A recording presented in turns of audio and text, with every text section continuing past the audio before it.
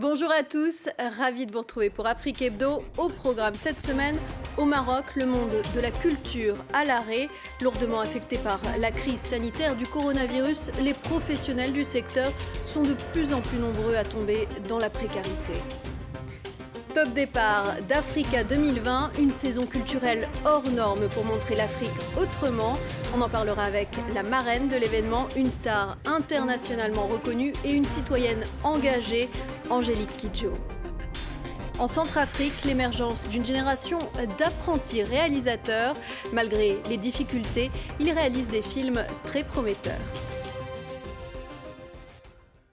L'arrêt des activités culturelles au Maroc a causé une baisse de 66% du chiffre d'affaires de ce secteur. Depuis la fin du confinement, les salles de spectacle sont toujours fermées, les rassemblements interdits et les tournages de cinéma peinent à reprendre. Une situation qui pénalise des milliers d'opérateurs du secteur culturel et les artistes. Beaucoup sont au chômage depuis plusieurs mois. Reportage de Jean-Marie Lemaire et Nina Kozlowski. Au Maroc, aujourd'hui, la culture est le troisième secteur économique le plus sinistré. Dans cette société de production artistique, les équipes s'accrochent pour faire face à la crise et gardent espoir. On n'a pas de visibilité à au-delà de 2-3 mois devant nous. Donc on est constamment un peu sur le fil. Donc oui, bien entendu, je connais un certain nombre de personnes qui sont tombées dans cette précarité-là, des boîtes qui ont dû mettre la clé sous la porte. Le musée Mohamed VI d'art contemporain de Rabat vient de rouvrir cet été. Après 50 années de carrière, Fouad Bellamine, artiste plasticien, y organise sa rétrospective. Malgré 2 reports de l'événement, des œuvres qui manquent à l'appel à cause des difficultés d'acheminement et un futur vernissage avec un public réduit. Je m'attendais à un grand public, je m'attendais à ce que ça soit, ce que c'est content de peinture, que je puisse fêter ça avec les amis, les proches. Ça va être un peu difficile.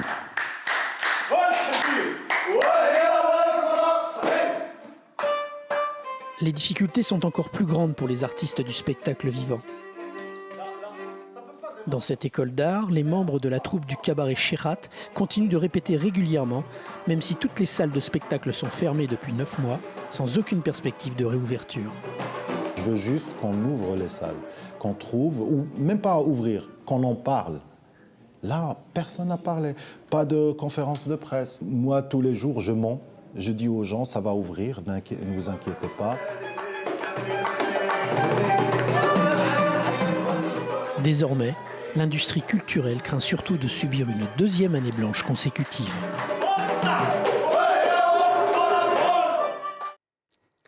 Elle est l'une des voix les plus connues d'Afrique, non seulement pour sa musique récompensée par 4 Grammy Awards, mais aussi pour son engagement, en particulier pour les droits des femmes. Bonjour Angélique Kidjo. Bonjour, vous allez bien? Ça va, merci, et vous? Ça va. Alors on est ravis de vous avoir avec nous aujourd'hui. Vous êtes aussi la marraine de la saison Africa 2020, une saison culturelle exceptionnelle. Plus de 200 événements seront organisés en France jusqu'en juillet 2021 pour célébrer la création africaine contemporaine. Angélique Kidjo, la date de lancement de la saison Africa 2020 a changé à cause de la crise sanitaire, mais pas l'essence de l'événement, son objectif? L'essence de l'événement et son objectif ne peuvent pas changer parce que le continent africain n'a pas changé non plus. Le Covid, ça a mis le frein à beaucoup de manifestations, à beaucoup de concerts. Et on va être patient et puis on va le faire correctement. Voilà. Quel est l'objectif de l'événement? L'objectif de l'événement, c'est de montrer l'Afrique que les Français ne connaissent pas. Il y a beaucoup de clichés sur l'Afrique, il y a beaucoup d'histoires qui sont racontées sur l'Afrique, qui sont datées, qui ne sont plus d'actualité. Au jour d'aujourd'hui, l'art contemporain en Afrique, c'est absolument incroyable. Il y a de jeunes artistes qui sont vraiment des entrepreneurs aujourd'hui. Grâce à Internet, il y a une vitalité culturelle et artistique et scientifique, innovation. Il y a tellement de choses en Afrique que je pense que même jusqu'en juillet, on n'arrivera pas à tout faire, mais on donnera une belle image de ce que c'est que l'Afrique d'aujourd'hui, en fait. C'est une programmation qui illustre la richesse des talents du continent à tous les niveaux, artistiques mais aussi scientifiques, technologiques, entrepreneuriales. Et il était également important de représenter l'Afrique dans toute sa diversité avec 54 pays. Ah, mais c'est ça les défis de cette saison. Actuellement, quand il y avait des saisons en France, c'était un pays et un autre pays. Et là, on s'attaque à un continent de 54 pays, avec des langues différentes, avec des cultures différentes, les mêmes valeurs probablement.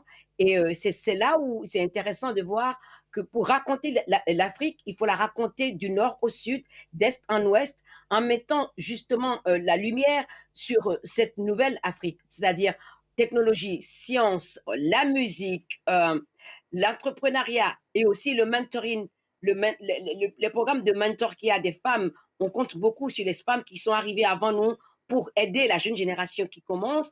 Et aussi, on est vraiment au fait et au courant du réchauffement planétaire, comment on doit s'adapter à ce réchauffement planétaire. Ce n'est pas seulement l'Afrique qui prend les aides, c'est l'Afrique qui évolue et qui avance. Vous le disiez, les femmes sont mises à l'honneur de cet événement. La saison Africa 2020 explore le rôle des femmes dans la construction de l'Afrique de demain. En quoi leur regard sur les défis à venir est-il différent? Que peuvent-elles apporter?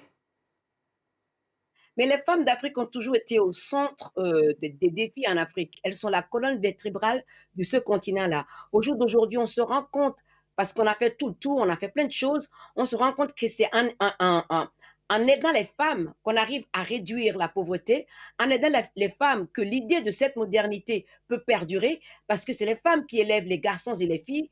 Aider les femmes financièrement, surtout les plus pauvres, qui sont dans les marchés, qui ne savent ni lire ni écrire, mais qui créent des emplois, qui peuvent sortir, qui peuvent briser le cycle de pauvreté, qui peuvent nous permettre d'investir dans les infrastructures, d'investir dans l'art, d'investir dans la science, d'investir dans plein de domaines. C'est la femme qui est au centre de tout ça. La femme est le moteur de l'économie, des économies du continent africain. Comment concevez-vous votre rôle de marraine de la saison Africa 2020? Qu'est-ce qui vous a séduit dans ce projet? Ah, ce qui m'a séduit dans le projet, c'est enfin avoir un événement qui ne parle pas que uniquement de mon pays et des défis auxquels mon pays fait face et la culture de mon pays, mais de mon continent. Je parle de mon continent depuis des années. Ma vision et mon ambition a toujours été de créer des ponts entre les cultures. Parce que quand on crée des ponts entre les cultures, on voit qu'on n'est pas si différent que ça. L'éducation est au centre de ma vie et quand on éduque les gens, on crée des citoyens qui sont beaucoup plus conscients de cette diversité humaine que nous sommes, qui n'est pas une menace, mais au contraire une richesse qui nous enrichit les uns les autres. Le Covid-19, qu'est-ce que ça nous prouve aujourd'hui? Qu'on ne peut pas vivre dans nos coins, qu'on est obligé de vivre ensemble. Et c'est à travers l'art que moi j'ai appris ça. Et être marraine, c'est justement porter ce message sur, toute la France et aussi au-delà de la France, pour que les gens se rendent compte que l'Afrique, elle bouge. Malgré les défis auxquels nous faisons face, nous ne sommes pas immobiles, nous bougeons. Est-ce que vous pensez qu'on est en train d'écrire une nouvelle page de la relation entre l'Afrique et la France? Oui, je pense, et ce n'est pas seulement avec l'Afrique et la France, mais c'est avec l'Afrique et le monde, parce qu'au jour d'aujourd'hui, ce qui se passe, c'est que les jeunes artistes ne sont pas seulement connus en France ou ailleurs, ils sont connus dans le monde entier.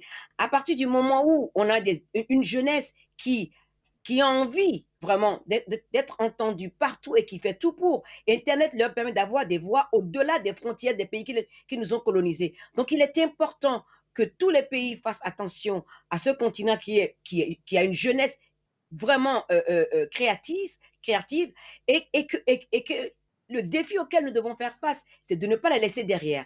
Parce que si on laisse l'Afrique derrière, il n'y a pas de monde, il n'y a pas d'économie qui peut survivre au fait que l'Afrique ne soit pas au centre de cette économie. Et voilà, moi, pourquoi je pense que cette saison, c'est un premier pas pour faire comprendre aux Français qu'il y a des entreprises françaises qui sont en Afrique depuis des années.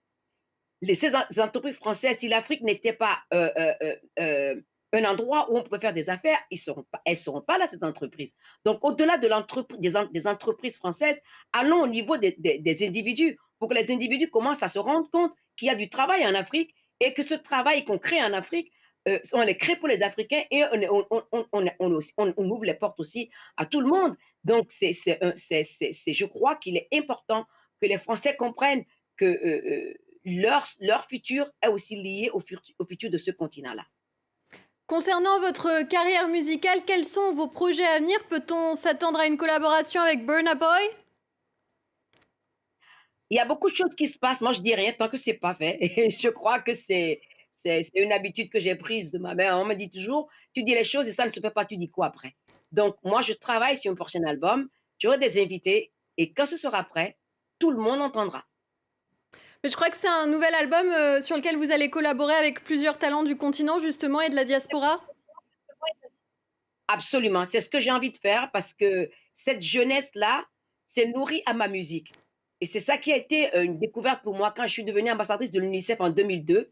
Je ne me rendais pas compte de l'impact que j'avais sur cette jeunesse-là et de ce moment-là, je me suis dit: «J'ai une responsabilité. Comment est-ce que je peux continuer à créer des ponts, à leur faire voir des possibilités qu'ils ont et comment est-ce que je peux les intégrer aussi dans ces possibilités en faisant des duos et en amenant des artistes qui sont connus et moins connus de mon continent et les présenter sur la scène internationale. Et c'est ça qui est important. Et ce disque, justement, que je fais, c'est pour justement parler de la nature, du réchauffement planétaire qui impacte aussi les jeunes en Afrique, autant que les femmes, autant que les hommes.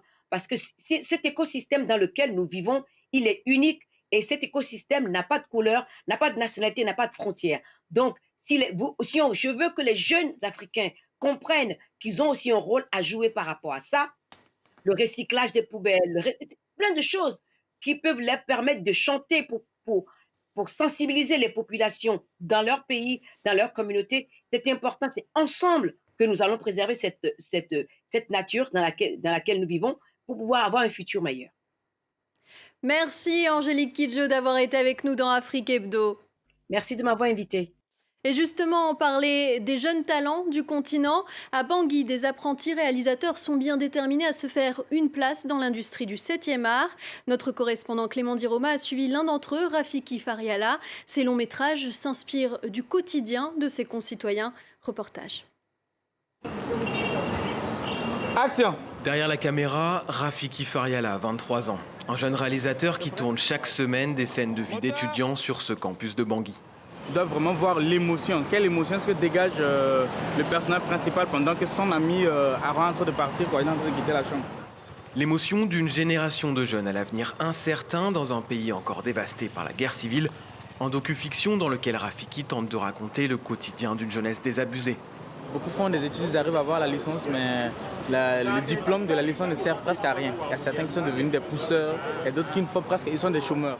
Pour tourner son film, Rafiki a obtenu une aide du Centre national pour le cinéma français. Ces films ne lui permettent pas encore de gagner sa vie. Alors il jongle entre sa passion du 7e art et son travail d'enseignant dans ce collège de Bangui. J'adore les jeunes parce qu'ils sont très cool avec moi, mais ce que j'aime beaucoup plus faire, c'est le cinéma. Alors je rêve qu'un jour, je vais vivre de mon cinéma. À la sortie des classes, le soir venu, le jeune réalisateur a rendez-vous avec son producteur, Boris Lochkin. On va voir tes rushs? Oui, allez. Boris est le réalisateur du film Camille sur la photojournaliste Camille Lepage, décédée en Centrafrique pendant la guerre civile. Fais voir le plan derrière son doigt. Le réalisateur est aujourd'hui de passage à Bangui où il forme depuis 2017 la nouvelle garde des cinéastes centrafricains. Des débutants qui doivent apprendre à tourner leurs films avec le minimum de moyens. C'est vrai qu'avec une petite caméra et un bon ordinateur et un peu de matériel son, on peut faire un film documentaire de très grande qualité qui va voyager dans le monde entier. Moi, je suis prêt à parier pour un film centrafricain à Cannes d'ici 2-3 ans. Un espoir pour le cinéma centrafricain qui organise cette année 2 festivals dédiés au 7e art. L'occasion pour le public de Bangui de voir des films sur grand écran dans un pays qui ne compte aucune salle de cinéma. C'est ainsi que s'achève Afrique Hebdo. Merci à toutes et à tous d'avoir été avec nous. À très vite sur France 24.